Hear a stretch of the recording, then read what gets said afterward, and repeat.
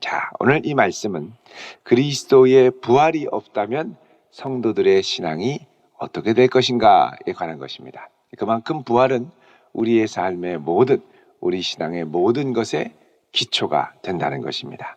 자, 오늘 말씀 12절에 보면 그리스도께서 죽은 자 가운데서 다시 살아나셨다 전파되었거늘, 예수 그리스도의 부활이 전파되었거늘 너희 중에 어떤 사람들은 어찌하여 죽은 자 가운데서 부활이 없다 하느냐 그러죠. 자, 고린도 교회에는 예수 그리스도의 부활을 믿는 사람이 있었고 믿지 않는 사람이 있었습니다. 그럼 믿지 않는 사람은 뭘 믿느냐? 예수님을 훌륭하신 선생님, 도덕, 헬라적, 철학자 이렇게만 생각한 거죠. 게다가 그 당시에 이 헬라 철학에는 몸을 상당히 이렇게 경시하는 것이 있었습니다. 몸을 그렇게 중요하게 여기지 않고 죄가 많이 끼고 부정한, 그래서 철학의 이 고수, 아주 철학이 높은 반열에 올라가려면 특별히 이제 영지주의 철학 같은 경우에 빨리 이 죄된 몸을 벗어버리고 하늘로 올라가야, 천상에 도달해야, 또 열반에 도달해야 내가 아주 밝은 지혜를 갖게 된다 이렇게 생각을 했습니다. 그러니까 부활을 인정하려는 것을 상당히 꺼렸죠. 그럼 오늘날 부활을 인정하지 않으려는 사람들은 무엇 때문에 꺼립니까? 이 세상의 세계관, 물질주의 세계관으로 인해 부활을 꺼리게 되죠. 그러나 부활을 꺼리면서도 끊임없이 부활을 바라고 갈망하는 것들이 드러납니다. 어떻게 알 수 있습니까?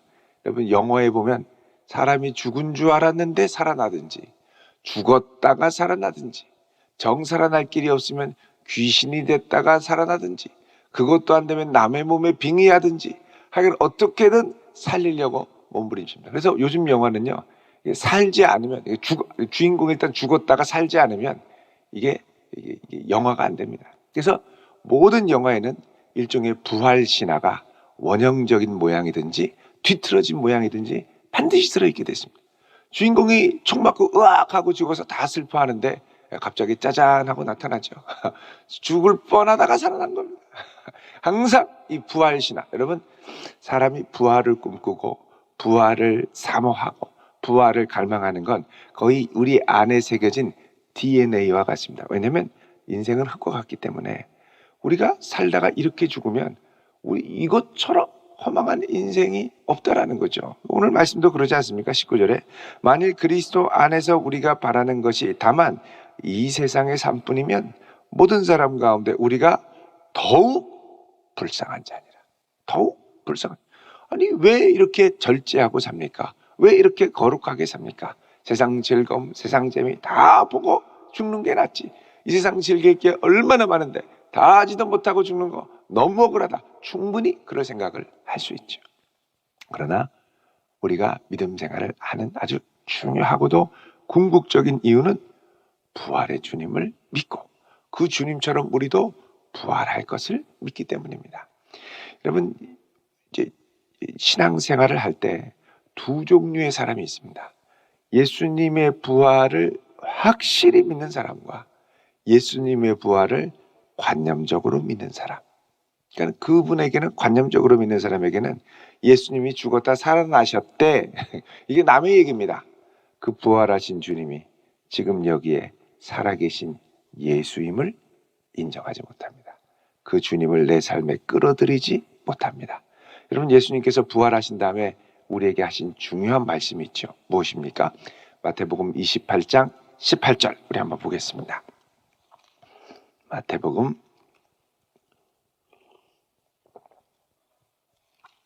28장 18절 우리 같이 한번 읽어보겠습니다. 시작.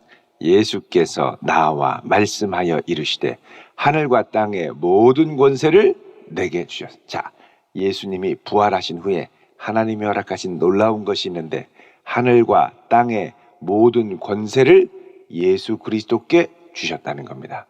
그렇기 때문에 우리가 예수의 이름이 권세 있는 이름임을 확실히 믿어야 합니다. 예수의 이름 앞에 모든 열방의 무릎을 꿇죠.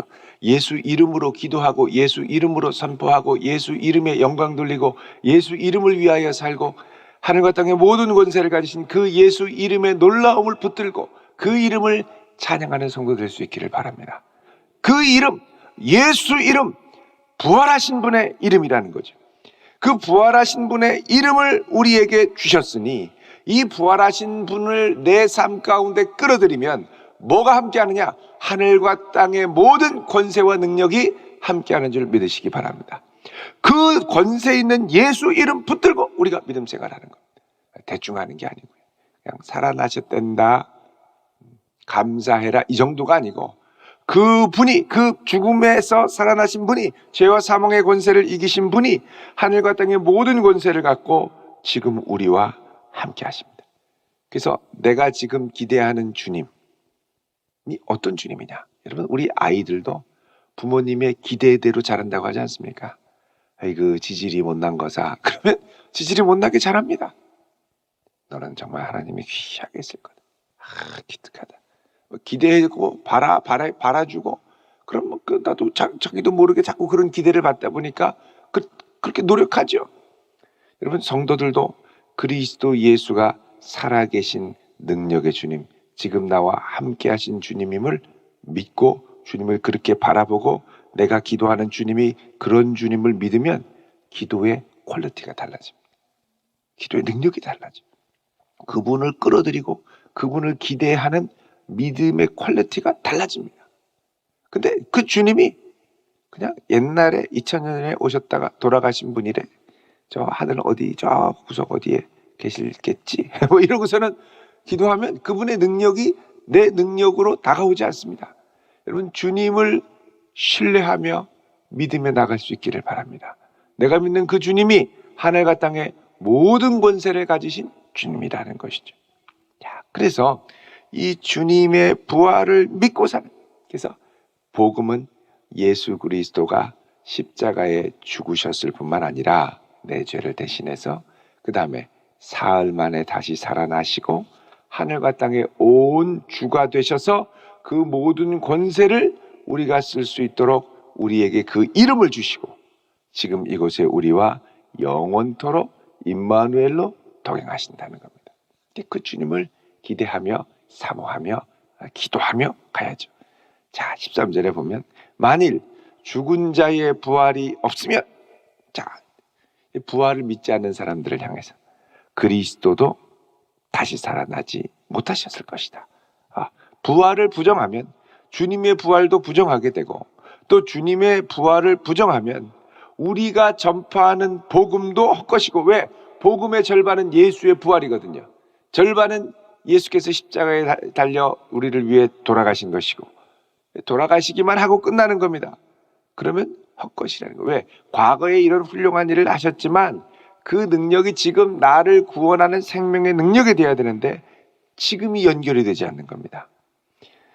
15절에 또 우리가 하나님의 거짓 증인으로 발견되리니, 그런 우리가 전가하는 복음도 가짜라는 얘기죠.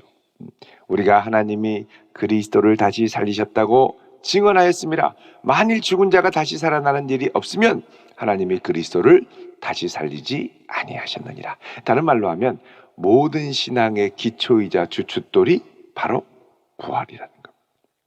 우리 어제도 성찬식에 관한 말씀을 다시 한번 새로운 관점으로 같이 살펴봤습니다만, 성찬이라고 하면 예수님의 살과 피를 찢는 거죠.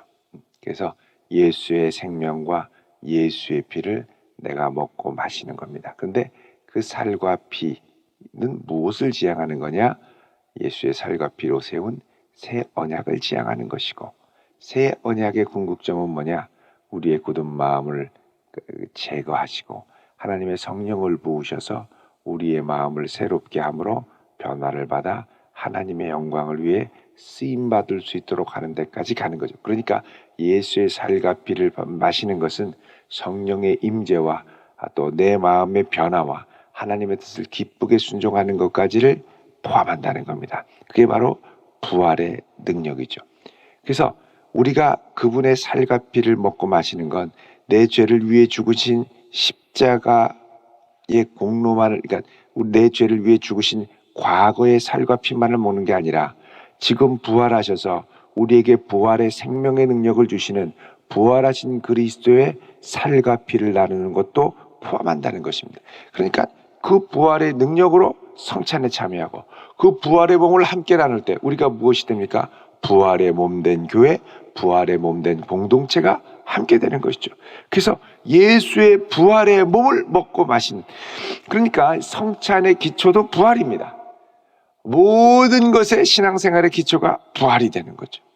그래서 16절에 만일 죽은 자가 다시 살아나는 일이 없으면 그리스도도 다시 살아나시지 않았을 것이고 그리스도께서 다시 살아나신 일이 없으면 너희 믿음도 헛되고 너희가 여전히 죄 가운데 있을 것이요. 왜 우리가 여전히 죄 가운데 있습니까? 부활하신 주님의 희생제사가 아니면 이 제사는 자칫하면 양과 염소의 제사와 같이 과거에 한번 우리를 위해 죽으셨다가 지금도 나를 살리는 능력이 없는 그런 제사가 된다는 겁니다. 그래서 우리 예수님은 죄와 사망의 권세를 이기시고 더 이상 죄가 지배하지 못하는, 여러분 그래서 이 부분, 지금 예수님께서 죄와 사망의 권세를 이기시고 이 세상은 예수의 이름으로 죄와 사망이 결박되어 있는 상태, 하늘과 땅의 모든 권세를 주신 그 주님의 능력이 지금 이 세상의 모든 것을 결박하고 이제 다스리고 있는 상태, 이것을 이제 뭐라 그러냐면 다른 말로 하면 마귀가 결박되어 있다 그럽니다. 지금은 부활의 능력의 주님이 통치하는 시대고 마귀는 결박되어 있는 시대죠. 예수 이름으로 꼼짝 못하는 시대죠. 자, 이걸 보여주는 게 요한계시록 20장 4절입니다. 한번 보십시오. 요한계시록 20장 2절을 보시면 용을 잡으니 곧 옛뱀이요 마귀요 사탄이라 잡아서 몇 년 동안 1000년 동안 결박하여 무저갱에 던져놓고 다시는 그 위에 잠그고 임봉하여 1000년이 차도록 다시는 만국을 미혹하지 못하게 된다. 물론 그 이후에 잠깐 놓일 날이 있다 이렇게 얘기합니다.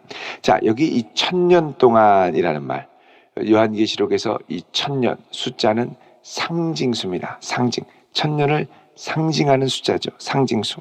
자, 그런데 옛뱀, 마귀, 사탄, 자, 이 사탄을 결박했다는 겁니다. 1000년은 오랜 세월 동안, 다른 말로 하면 예수께서 십자가에 부활하시고 죄와 사망의 권세를 이기신 후에 마귀 사탄의 세력은 결박된 상태라는 것입니다. 하늘에서 번개같이 떨어지는 것을 내가 보노라, 누가복음에 말씀하시죠.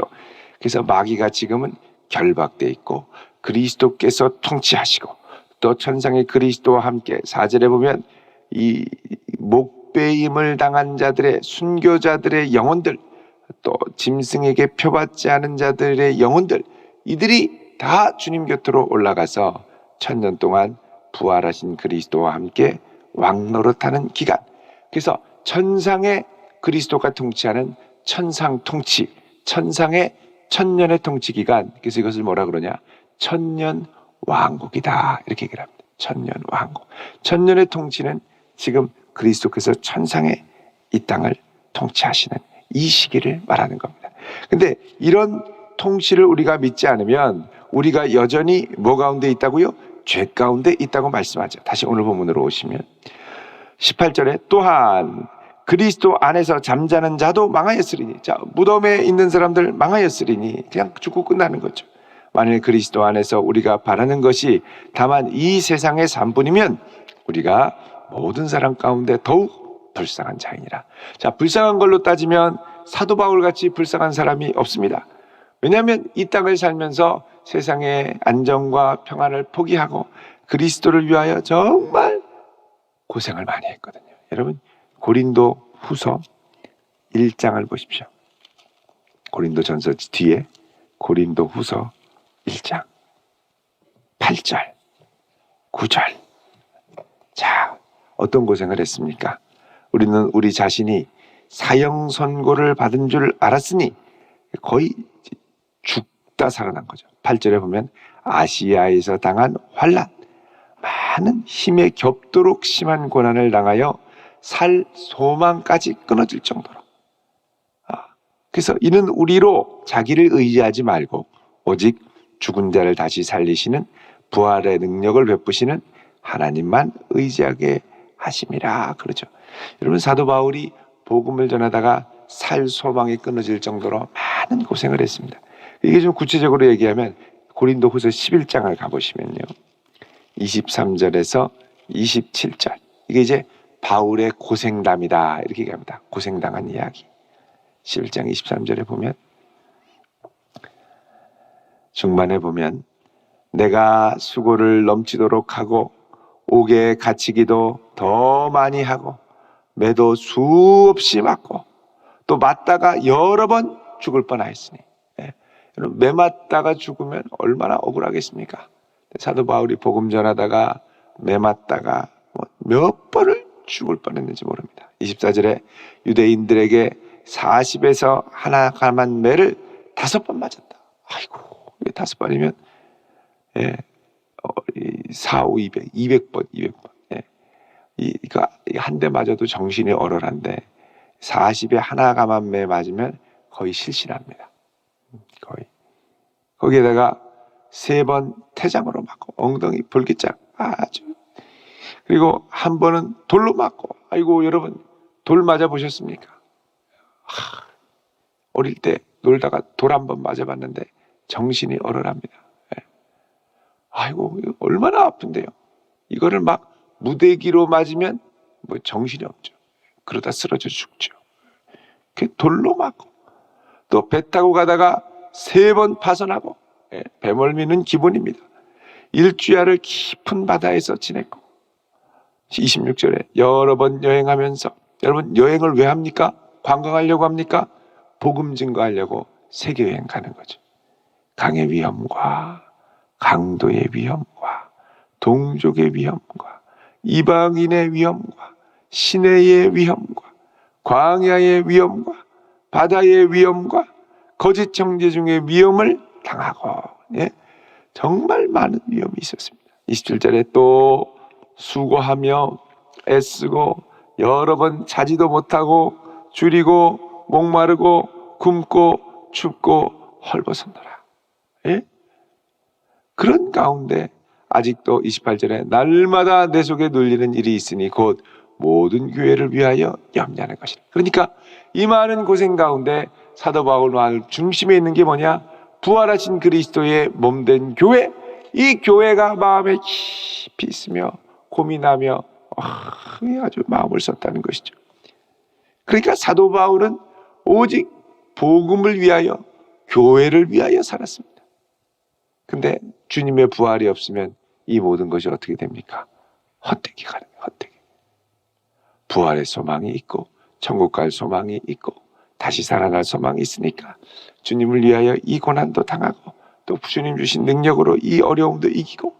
근데 부활이 없다 그러면 두 다리에 맥이 팍 풀리는 거죠. 그만큼 뭐냐? 우리의 삶의 기초와 주춧돌을 놓는 핵심이 부활이라는 겁니다.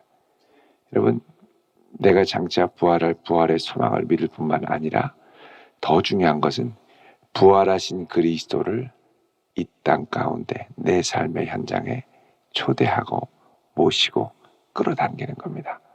나를 위하여 역사하시는 부활하신 그리스도, 하늘과 땅의 모든 권세를 갖고 나를 붙드시고 인도하시는 그리스도.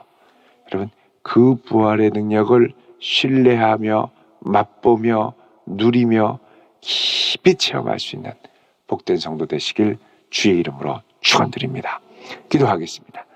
할렐루야. 거룩하신 아버지 하나님, 부활하신 주님을 찬양합니다.